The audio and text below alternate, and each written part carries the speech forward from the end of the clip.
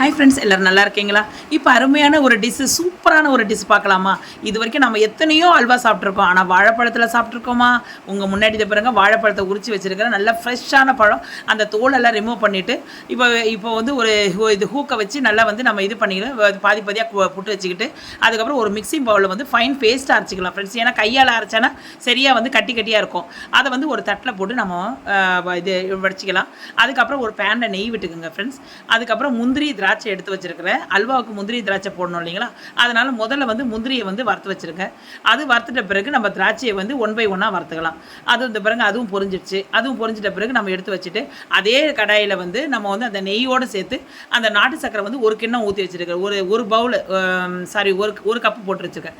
அதில் ஒரு அரை கிளாஸ் தண்ணி விட்டு பாகுப்பதெல்லாம் தேவையில்லை. அதை அப்படியே வந்து கரைச்சிட்ட உடனே நம்ம எடுத்து வடிகட்டிக்கலாம். இந்த பாருங்க எவ்வளோ துப்பி இருக்குது பார்த்தீங்களா? எவ்வளோ க்ளீனாக இருக்கணும் இல்லைங்களா? அதனால் எல்லாத்தையும் வடிகட்டுறது நல்லது ஃப்ரெண்ட்ஸ். அதுக்கப்புறம் அதே கடாயில் வந்து கொஞ்சம் நெய் விட்டு நம்ம வாழைப்பழத்தை அரைச்சி வச்சுருக்கோம் இல்லைங்களா? அதை ஊற்றி நல்லா கொஞ்சம் கிண்டிடுங்க. கிண்டிட்டு அது மேலே வந்து நம்ம இது இருக்கு இல்லைங்களா, சக்கரை பாவு இருக்கு இல்லைங்களா, நாட்டு சக்கரை, அதை ஊற்றிடுங்க. அதுக்கப்புறம் கொஞ்சோண்டு ஏலக்காய் தூள் போட்டு நல்லா மேஷ் பண்ணி நல்லா கட்டியாக ஒரு பதத்தில் வந்து முந்திரி தாய்ச்சி போட்டு இறக்கிட்டேன்னா அருமையான செம்ம சூப்பரான வந்து வாழைப்பழ அல்வா ரெடி.